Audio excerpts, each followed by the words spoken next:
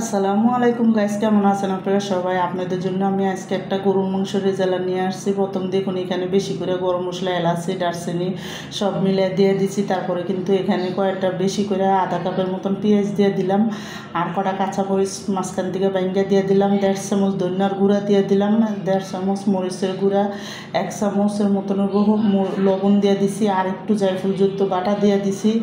দিয়ে কিন্তু দেখুন বেশি করে এখানে কিন্তু আমি 6-7-8 চামচের মতন আদা রসুন বাটা দিয়ে দিছি। দিয়ে কিন্তু এখানে কিন্তু 2টা তেজপাতাও দিছি, আর টক দই দিয়ে দিলাম। আমি এখানে 1 কাপের মতন হইব টক দইটা দিয়ে। এখন আমি একটু তেল দিয়ে দেবো। এখানে দেখুন অল্প করে কিন্তু একটু তেল দিয়ে দেবো। দিয়ে আমি হাত দিয়ে ভালো করে মশলাটা মাইখা আমি 1 ঘন্টা একটা জায়গায় রাইখা দেবো, ম্যারিনেট করে একটা জায়গায় 1 ঘন্টা রাইখা। তারপরে কিন্তু আমি ওদিকে চুলার মধ্যে দেখুন প্রথম আমি এখানে কটা পেঁয়াজ বেরেস্তা করে রাইখা তারপরে কিন্তু আমি আলুর ভিতরে একটু হলুদ, একটু মরিচ, লবণ দিয়া তারপরে কিন্তু আলুটার একটু ভাজা নিই। তো আলুটারে আমি হালকা লাল লাল করে ভাজা নিয়েছি, যাতে সুন্দর করে হালকা একটু লাল লাল করে ভাজা নিলে মজা লাগে, মিষ্টি লাগে না আলুটা।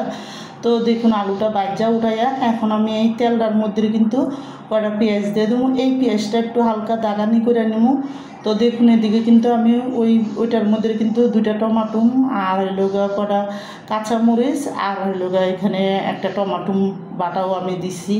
দিয়ে কিন্তু যখন পেঁয়াজটা লাল হয়েছে তখন মাংসটা দেখুন আমি ডাইলা দিয়ে দিলাম। আমি কিন্তু এখানে কোনো রকম পানি দেবো না। এই মাংস আর টক দইয়ের ভিতর থেকে যেই পানি উঠবো এটা দিয়েই মাংসটা কষানো হয়ে যাবো। আর দেখুন যখন অর্ধেক কষানো হয়ে গেছে আমি কিন্তু ভালো করে একটু লাড়া দিলাম।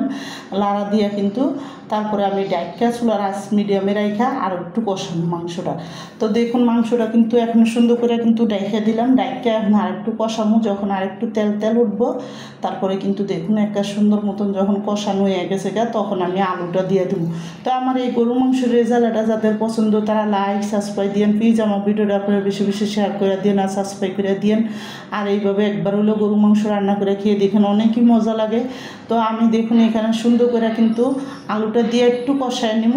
তো আলুটা দিয়ে যখন হালকা কষানো হয়ে গেছে তখন আমি এখানে গরম পানি ঢেলে দিলাম। তো গরম পানিটা দিলে কিন্তু মাংসের টেস্টটা অনেক মজা লাগে, আর মাংসটার ভিতরে কিন্তু সুন্দর একটা ইয়েতে আরও 2-3টা কাঁচামরিচ দিয়ে দিছি।